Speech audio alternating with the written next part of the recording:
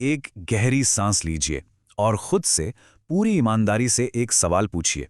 ये जो जिंदगी अभी चल रही है, क्या सच में यही वो जिंदगी है जिसके लिए हम बने थे?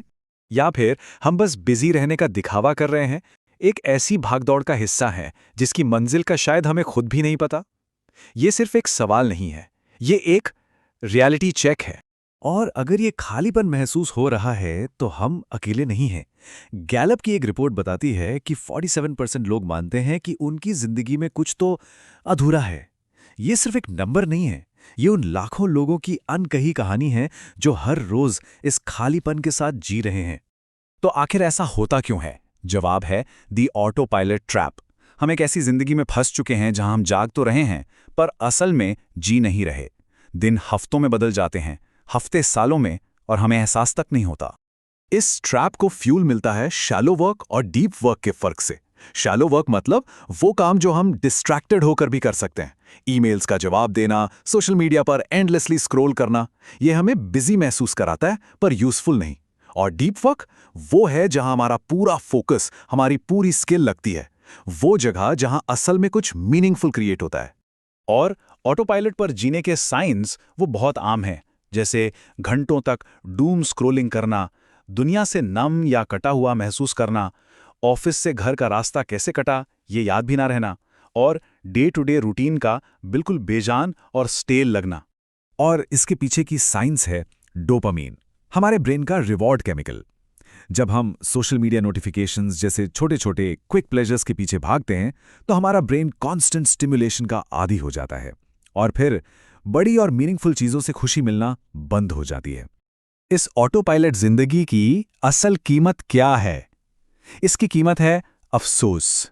अफसोस का एक ऐसा बोझ जो वक्त के साथ सिर्फ और भारी होता जाता है। जब नर्सों ने उन लोगों से पूछा जो अपनी जिंदगी के आखिरी पल जी रहे थे कि उनका सबसे बड़ा अफसोस क्या है, तो एक जवाब बार बार सामने आया, काश मैंने वो जिंदगी जीने की हिम्मत की होती जो मैं खुद के लिए चाहता था, ना कि वो जो दूसरे मुझसे उम्मीद करते थे।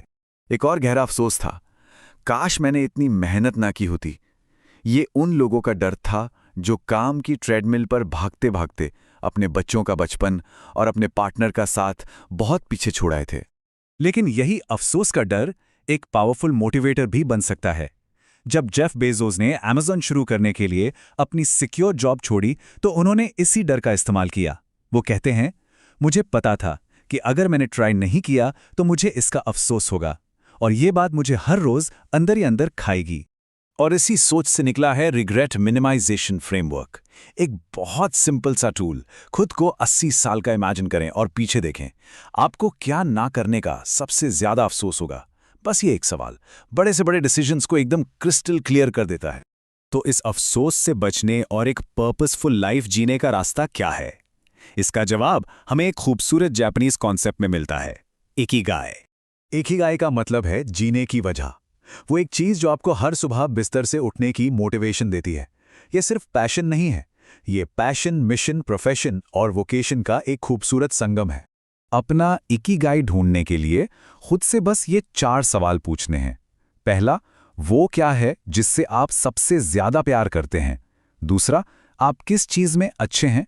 तीसरा, इस दुनिया को किस चीज की जरूरत है? और चौथो, आपको किस काम के लिए पैसे मिल सकते हैं? जहां इन चारों सवालों का जवाब मिलता है, वहीं आपका इकिगाई है। अपने पर्पस को जानना पहला कदम है, लेकिन उसे हकीकत में बदलने के लिए आज की इस डिस्ट्रैक्टेड दुनिया में फोकस की जरूरत है, और उसके लिए चाहिए द डीप वर्क ब्लूप्रिंट। ये डीप वर्क के कुछ कोर प्रिंसिपल्स हैं। बिना डिस्ट्रैक्शन के काम करना, अपनी कॉग्निटिव लिमिट्स को पुश करना, बोर्डम को अपनाना क्योंकि असली फोकस वहीं से पैदा होता है, सोशल मीडिया को छोड़ना और अपनी जिंदगी से शालो कामों को पूरी तरह हटा देना। ये सिर्फ नियम नहीं है, ये एक मीनिंगफुल लाइफ जीने के हथियार हैं। और शुरुआत करने के लिए ये याद रखना बहुत जरूरी है कि मोटिवेशन अक्सर एक्शन के बाद आता है, पहले नहीं। इंस्पिरेशन का इंतजार मत कीजिए, बस सिर्फ 10 मिनट फोकस्ड एफर्ट से शुरू कीजिए, मोमेंटम अपने आप बन जाएगा। दिन हफ्तों में बदल जाते हैं और हफ्ते सालों में। जिंदगी का कैनवस बहुत बड़ा है और ब्रश हमारे हाथ में है। तो इंतजार किस बात का है? आगे बढ़िए और अपना मास्टरपीस बनाइए।